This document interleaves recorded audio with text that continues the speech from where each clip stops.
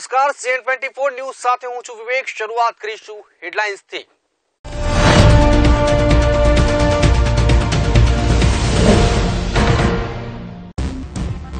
PM Modi ઇઝરાયલના પ્રવાસે બંને દેશોના સંબંધો બનશે મજબૂત.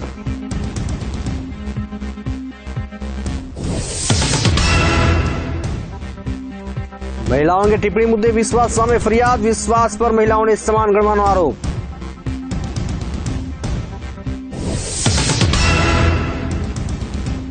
ચીને ફરી એકવાર પોતાનું ઝેર રોક્યું. ભારતને સબક શીખવાડવો જ પડશે. ચીન.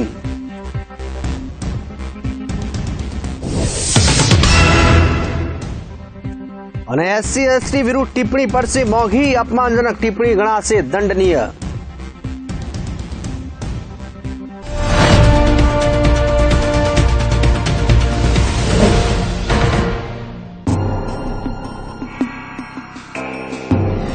વડાપ્રધાન નરેન્દ્ર મોદી મંગળવારે 3 દિવસના ઐતિહાસિક પ્રવાસના ભાગરૂપે ઇઝરાયલ પહોંચ્યા હતા. મોદીના સ્વાગતમાં તેલ અવીવ એરપોર્ટ પર ઇઝરાયલના 11 પ્રધાનો ઉપસ્થિત રહ્યા હતા. મોદીના પ્રવાસને લઈને બંને દેશોના સંબંધોમાં એક નવો જ વળાંક આવશે. ઇઝરાયલના વડાપ્રધાન નેતન્યાહુએ હિન્દીમાં વડાપ્રધાન મોદીને આવકાર્યા હતા. તેમણે મોદીને my friend prime minister Modi તરીકે સંબોધ્યા હતા. તેમણે ખુલ્લા દિલની દોસ્તીનું ઇઝહાર કર્યું હતું. તેમણે દરેક શબ્દોમાં ભારત પ્રત્યેની તેમની લાગણી અને સન્માન ઝીલાતું હતું. તેમણે હાથ જોડીને હિન્દીમાં કહ્યું હતું કે આપકા સ્વાગત હૈ મેરે દોસ્ત. તેમણે ભારત અને વડાપ્રધાન મોદીને મહાન ગણાવ્યા હતા. નેતન્યાહુએ બંને દેશોના સાથ સરકારની સફળતા પર પૂરો વિશ્વાસ વ્યક્ત કર્યો હતો. તેમણે વડાપ્રધાન મોદીના આ પ્રવાસને ઐતિહાસિક ગણાવ્યો હતો. તેમણે ગણિતના એક સૂત્ર દ્વારા પણ બંને દેશોના સંબંધોને વાચા આપવાનો પ્રયાસ કર્યો હતો. નેતન્યાહુએ કહ્યું કે તેઓ ભારતને પ્રેમ કરે છે અને તેની સંસ્કૃતિ અતુલ્ય છે.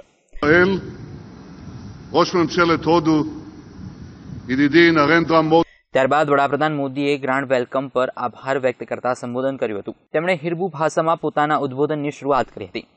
તેમણે કહ્યું કે ઇઝરાયલની મુલાકાત લેનાર પ્રથમ ભારતીય વડાપ્રધાન બનવાનું મારું સૌભાગ્ય છે. તેમણે ઇઝરાયલનો ભારતના મહત્વના સાથીદાર ગણાવ્યું હતું. વડાપ્રધાન મોદીએ ઇઝરાયલની વડાપ્રધાનને મિત્ર નેતન્યાહુ તરીકે સંબોધ્યા હતા. તેમણે કહ્યું કે મારા ઉષ્માભર્યું સ્વાગત બદલ હું વડાપ્રધાન નેતન્યાહુનો આભારી છું. વધુમાં તેમણે એમ પણ કહ્યું કે બંને દેશો સાથે મળીને વિકાસના પડકારોનો સામનો કરશે. આતંકવાદ સામે પણ મળીને લડવાનો વિશ્વાસ તેમણે વ્યક્ત કર્યો હતો. ભારત અને ઇઝરાયલે એક સંયુક્ત પત્રકાર પરિષદને સંબોધન કર્યું હતું, જેમાં પીએમ મોદીએ ઇઝરાયલ સાથે પોતાના આર્થિક સંબંધોને મજબૂત કરવા જણાવ્યું હતું. તો બેન્જામિને બંને દેશો માટે ત્રાસવાદને એક પડકાર ગણાવ્યો હતો અને આને સામે સાથે મળીને નિપટવામાં આવશે. મોદીએ આતંકવાદના મુદ્દે ઇઝરાયલનો સાથ મળશે તેવું કહ્યું હતું. તેમણે કહ્યું હતું કે સભ્ય સમાજમાં હિંસાને કોઈ સ્થાન નથી. બંને દેશો માને છે કે અતિ સહાનુભૂતિ તથા સ્વાભાવિક ભાઈચારો જરૂરી છે. Singular honour to be the first ever prime minister of India to undertake this ground breaking visit to Israel. The creative energy and ideas of the highly skilled youth and entrepreneurs of the two countries. Alongside building a partnership for shared economic prosperity, we are also cooperating to secure our societies against common threats such as terrorism. A progressive Israel ભારતને એવા હથિયાર આપશે જેનાથી પાકિસ્તાન અને ચીન સ્તબ્ધ થઈ જશે. ભારત ઇઝરાયલથી હેરાન ડ્રોન ખરીદવા જઈ રહ્યું છે, જેનાથી સીમાના મોરચે ઘણી મજબૂતી મળશે. જાણવા મળતી વિગત મુજબ બંને દેશો 10 હેરોન ટીપી ડ્રોનને લઈને ડીલ થશે. હેરોન ટીપી ડ્રોન હવાથી જ જમીન પર માર કરતી મિસાઇલ સાથે જોડાયેલી છે. તેની તુલના અમેરિકાના પ્રીબેટરને રિપેર ડ્રોન સાથે કરવામાં આવે છે. તે 37 કલાક સુધી ઉડવામાં સક્ષમ છે. ગુપ્ત માહિતી એકત્રિત કરવામાં આ મદદરૂપ થશે. તે હવામાંથી ત્રાસવાદીઓના ઠેકાણાઓની ઓળખ કરી લેશે, નિશાના પર લઈ શકશે અને તેને ધ્વસ્ત પણ કરી શકશે. $400 મિલિયન આ કરાર થશે. Bureau report, CN24 news. Comedy show the Kapil Sharma show ફરી એકવાર મુશ્કેલીમાં મુકાયો છે. શોમાં પહોંચેલા આપના નેતા કુમાર વિશ્વાસે મહિલાઓને લઈને એક વિવાદાસ્પદ ટિપ્પણી કરી હતી, જેની સામે પોલીસે ફરિયાદ દાખલ કરી છે. આપને જણાવી દઈએ કે કુમાર વિશ્વાસ પર મહિલાઓને સમાન ગણવાનો આરોપ લગાવવામાં આવ્યો છે. Comedy show the Kapil Sharma show पर 1 जुलाई रोज लोकप्रिय शायर राहत इंदौरी, कुमार विश्वास और शबीना अदीब पहुंचा था. આ શો પ્રસારિત થઈ ચૂક્યો છે, જેને લઈને કપિલ શર્મા ફરી એકવાર મુશ્કેલીમાં મુકાયો છે. શોમાં પહોંચેલ આપ નેતા કુમાર વિશ્વાસે મહિલાઓને લઈને એક વિવાદાસ્પદ ટિપ્પણી કરી હતી, જેની સામે પોલીસ ફરિયાદ દાખલ થઈ છે. દિલ્હીના ડાબરી પોલીસ સ્ટેશનમાં દાખલ થયેલ આ ફરિયાદમાં દાવો કરાયો છે કે શો દરમિયાન કુમાર વિશ્વાસે મહિલાઓ પર અભદ્ર ટિપ્પણી કરતા જણાવ્યું હતું કે જે સમયે ચૂંટણી હોય છે ત્યારે તમે પોતાની કોલોની એટલે કે પોતાની જગ્યાએથી ચૂંટણી લડો છો તો મુશ્કેલી ઊભી થઈ જાય છે, કારણ કે જે યુવતી સાથે તમારું અફેર હોય તેના પતિને પણ વોટ માટે જીજાજી કહેવો પડે છે. તેમને વિનંતી કરવી પડે છે કે જીજાજી વોટ આપજો. सामान तो तुम्हें पहला ही ले गया था. जिस समय चुनाव होता है और अपनी कॉलोनी से अपनी जगह से आप चुनाव लड़ो तो पॉलिटिशियन बड़े दिक्कत में होता है. मतलब जिस लड़की से अफेयर चलाओ उसके पति को भी जिया जी कहना पड़ता है. जिया जी वोट दे देना, सामान तो आप ले गए. ફરિયાદીનું કહેવું છે કે તે પોતે પોતાની પુત્રી સાથે આ શો જોઈ રહ્યા હતા. શો જોઈને તેમની પુત્રીએ તેમની પત્નીને પ્રશ્ન કર્યો હતો કે મમ્મી શું અમે લગ્ન બાદ સામાન બની જઈશું? મહિલાઓ શું કોઈ વસ્તુ છે? પોલીસે આ અંગે ફરિયાદ નોંધીને વધુ તપાસ હાથ ધરી છે. મહત્વનું છે કે આ પહેલા પણ કપિલ શર્મા શોમાં નવજોતસિંહ સિદ્ધુની કોમેન્ટને લઈને વિવાદ થઈ ચૂક્યો છે. તેમજ શોમાં દ્વિઅર્થી સંવાદો પણ રજૂ કરાતા હોવાના આક્ષેપ થઈ ચૂક્યા છે. Bureau report CN24 news. સિક્કિમને લઈને ભારત અને ચીન વચ્ચેનો તણાવ સતત વધી રહ્યો છે, ત્યારે આ વચ્ચે ચીને આ મામલે કોઈ પણ પ્રકારનું સમાધાન કરવાનો ઇનકાર કર્યા બાદ ભારતને આજીવન યાદ રહે તેવો સબક શીખવાડવાની ચીમકી ઉચ્ચારી છે. સિક્કિમને લઈને ભારત અને ચીન વચ્ચેનો તણાવ સતત વધી રહ્યો છે, ત્યારે ચીનને આ મામલે કોઈ પણ પ્રકારનું સમાધાન કરવાનો ઇનકાર કર્યા બાદ ભારતને આજીવન યાદ રહે તેવો સબક શીખવાડવાની ચીમકી ઉચ્ચારી છે. મંગળવારે પ્રકાશિત થયેલ ચીનના સરકારી સમાચાર પત્ર ગ્લોબલ ટાઇમ્સમાં જણાવાયું કે ભારતને સબક શીખવાડવાનો સમય આવી ગયો છે. આ વખતે ભારતની હાલત 1962 કરતાં પણ વધુ ખરાબ કરીશું. ચીનના સમાચાર પત્રમાં જણાવાયું છે કે જો ભારત એવું વિચારતું હોય કે તે ડોકલા વિસ્તારમાં સેનાનો ઉપયોગ કરી શકે છે અને ચીન તેમજ પાકિસ્તાન સામે એક સાથે યુદ્ધ કરી શકે છે, તો પછી આપણે ભારતને એ દેખાડી દેવું પડશે કે ચીનની સેનાની તાકાત શું છે. સમાચાર પત્રે લખ્યું છે કે ભારતના રક્ષામંત્રી જેટલી સાચું કહી રહ્યા છે કે 1962 અને 2017માં ઘણો ફરક પડી ચૂક્યો છે. જો આ વખતે યુદ્ધ થશે તો ભારત પહેલા કરતાં પણ વધુ નુકસાન ઉઠાવવું પડશે.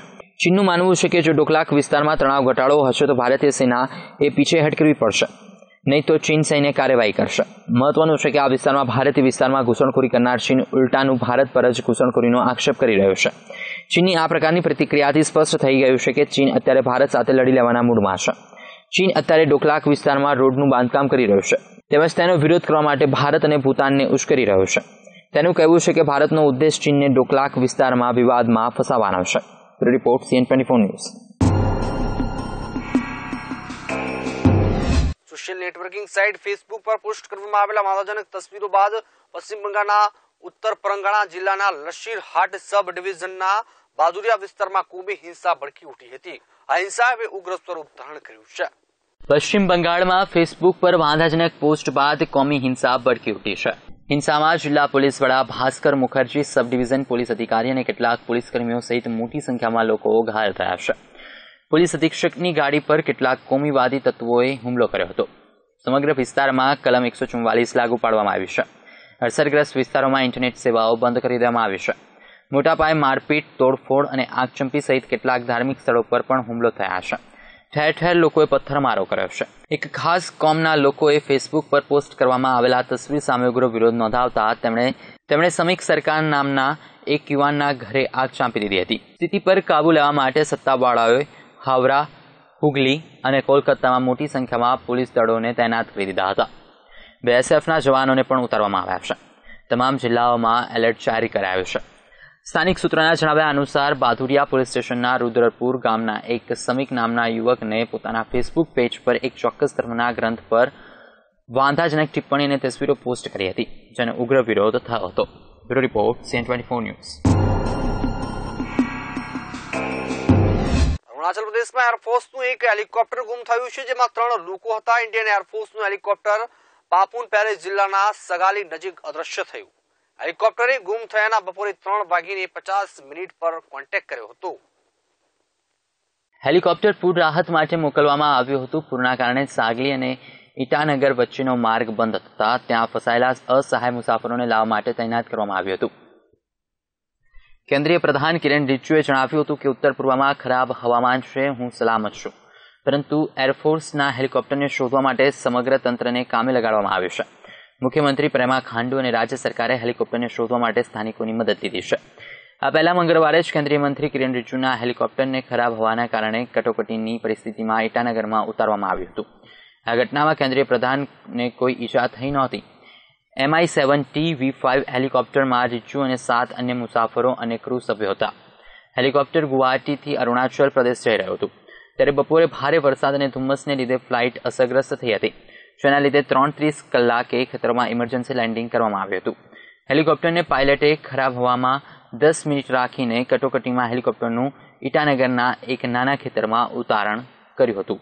Bureau report CN24 news.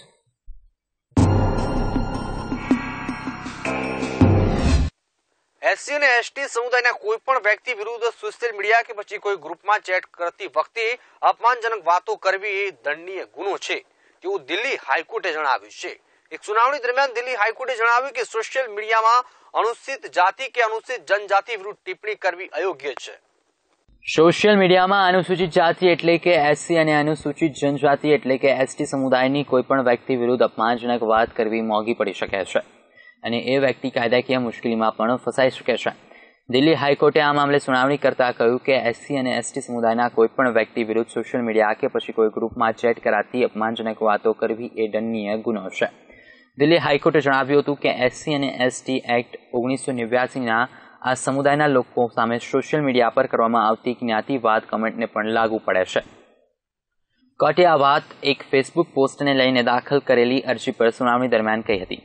કોર્ટના આ નિર્ણયમાં વોટ્સએપ ચેટ પણ આવી શકે છે.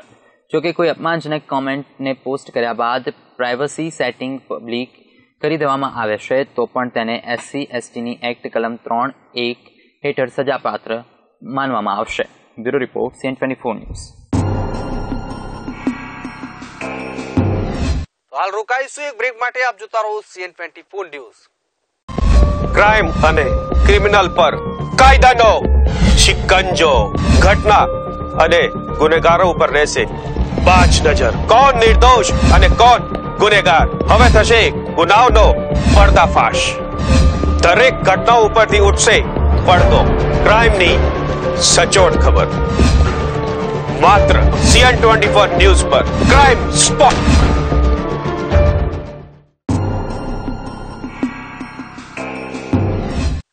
બાદ આપનું સ્વાગત છે. વાત કરીએ જીએસટી તો જીએસટી લાગુ થયા બાદ પ્રોડક્ટની MRP થી વધુ નાણાં વસૂલવા પર નાણાં સચિવ હસમુખ અઢિયાએ નિવેદન આપતા જણાવ્યું છે કે MRP થી અલગ અલગ કોઈ પણ જાતનો ટેક્સ વસૂલી શકાશે નહીં.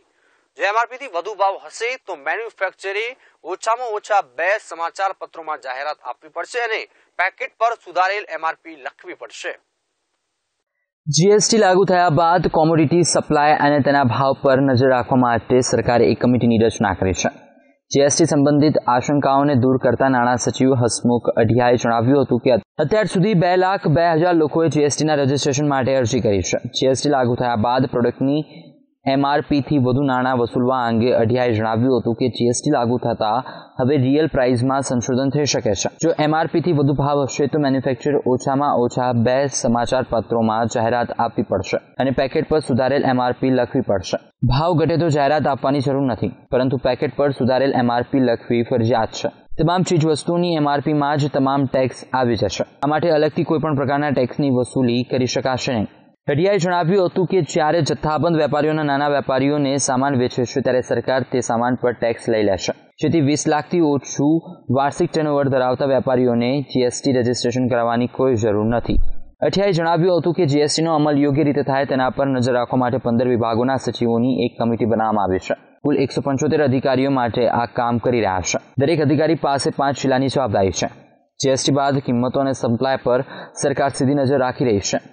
તેમાં જો कोई पण गड़बड़ जनाशे तो कार्यवाही कराशे. सुचारू रूप से अच्छी तरह से जीएसटी की स्वीकृति देश में हो गई है और लोगों ने इसको अच्छी तरह स्वीकार किया है.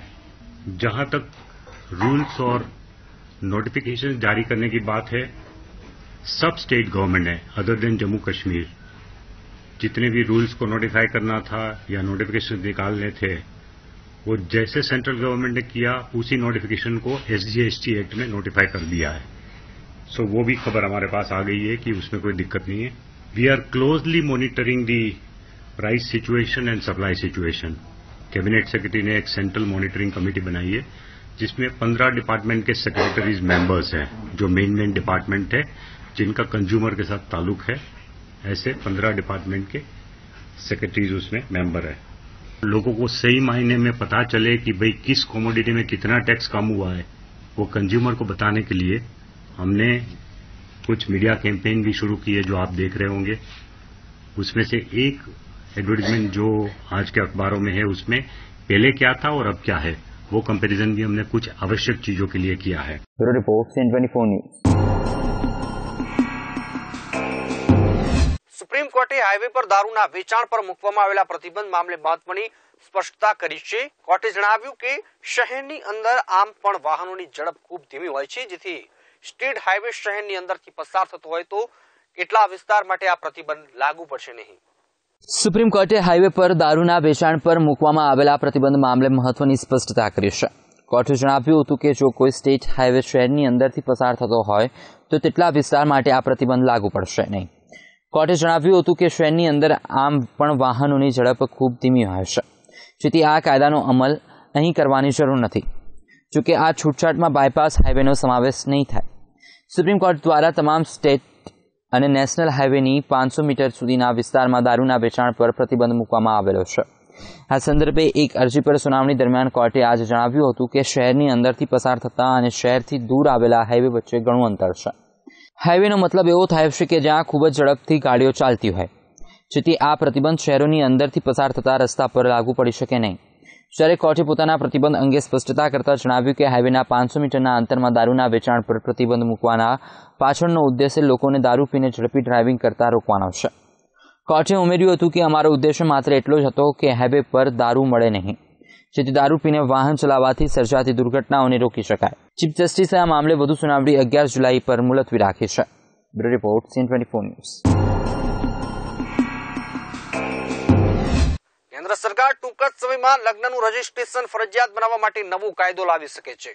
વધુમાં તમને જણાવી દઈએ કે સુપ્રીમ કોર્ટે પણ દેશમાં તમામ લગ્નનું રજીસ્ટ્રેશન ફરજિયાત બનાવવાની વાત કરી હતી। કોર્ટના ચુકાદા બાદ હિમાચલ પ્રદેશ, કેરળ, બિહાર અને ઉત્તર પ્રદેશ સરકારે પોતપોતાના રાજ્યોમાં તમામ લગ્નો માટે રજીસ્ટ્રેશન ફરજિયાત બનાવી લીધું છે। કેન્દ્ર સરકાર ટૂંક સમયમાં જ લગ્નનું રજીસ્ટ્રેશન ફરજિયાત બનાવવા માટે નવો કાયદો લાવી શકે છે। લો કમિશનના એક રિપોર્ટને આધાર બનાવીને સરકાર આ અંગે ટૂંક સમયમાં મોટું પગલું લે તેવી શક્યતા છે।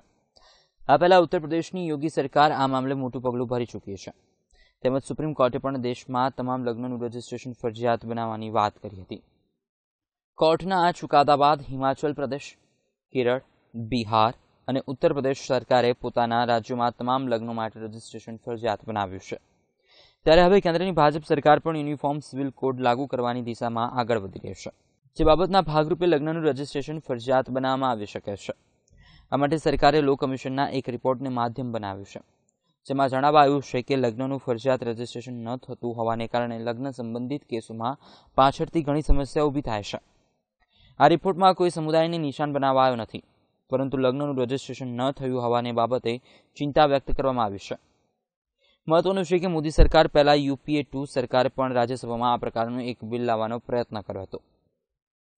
UPA સરકારે જન્મ અને મૃત્યુ સર્ટિફિકેટ એક્ટ અંતર્ગત આ બિલ મંજૂર માટે રજૂ કર્યું હતું। જોકે બિલ રાજ્યસભામાં પાસ થઈ શક્યું નહોતું, ત્યારે હવે મોદી સરકાર આ બિલને પાસ કરવાનું બીડું ઝડપ્યું છે। તાજેતરમાં કાયદા મંત્રી રવિશંકર પ્રસાદે પણ તમામ લગ્નોનું રજીસ્ટ્રેશન ફરજિયાત બનાવવા જરૂરી હોવાનું જણાવ્યું હતું। Bureau report CN24 news. અમેરિકામાં ભારતીય નાગરિકોને ગ્લોબલ એન્ટ્રી પ્રોગ્રામમાં સ્થાન આપવામાં આવ્યું છે, જેથી હવે ભારતીયોને પણ અમેરિકામાં પ્રી એપ્રુવલ લો રિસ્ક યાત્રીઓને દરજ્જો મળશે। આપને જણાવી દઈએ કે ભારતીય અમેરિકાની આ યાદીમાં સામેલ થનાર 11મો દેશ બની ગયો છે। વડાપ્રધાન નરેન્દ્ર મોદી થોડા સમય પહેલા અમેરિકાના પ્રવાસે ગયા હતા, ત્યારે તેમણે અમેરિકન રાષ્ટ્રપતિ ડોનાલ્ડ ટ્રમ્પ સાથે મુલાકાત કરી હતી। બંને નેતાઓએ એકબીજાને ભારત અને અમેરિકા વચ્ચે સંબંધો ગાઢ બને તેવું વચન પણ આપ્યું હતું। તેની અસર હવે દેખાવાની શરૂઆત થઈ ગઈ છે। અમેરિકામાં ભારતીય નાગરિકોને ગ્લોબલ એન્ટ્રી પ્રોગ્રામમાં સ્થાન આપવામાં આવ્યું છે, જેથી હવે ભારતીયોને પણ અમેરિકામાં પ્રી અપ્રુવલ લો રિસ્ક યાત્રીઓનો દરજ્જો મળશે। ભારત હવે અમેરિકાની આ યાદીમાં સામેલ થનાર 11મો દેશ બની ગયો છે, જે કસ્ટમ બોર્ડર પ્રોટેક્શનની પહેલથી થયું છે। હવે અમેરિકાના કેટલાક સિલેક્ટેડ એરપોર્ટ પર ભારતીયોને પણ પ્રી એપ્રુવલ કર્યા બાદ સીધી એન્ટ્રી મળશે. તેમણે કસ્ટમ ઓફિસર્સના સવાલોનો સામનો નહીં કરવો પડે. આ માટે પહેલા લોકોએ પોતાના ફિંગરપ્રિન્ટ, પાસપોર્ટ જેવી ડોક્યુમેન્ટ્સ આપવા પડશે, જેથી તેઓ ગ્લોબલ એન્ટ્રી પ્રોગ્રામનો હિસ્સો બની શકશે. કસ્ટમ બોર્ડર પ્રોટેક્શનની વેબસાઇટના જણાવ્યા મુજબ ભારતીય નાગરિકો હવે અમારા ભરોસાપાત્ર યાત્રીઓ બની ગયા છે.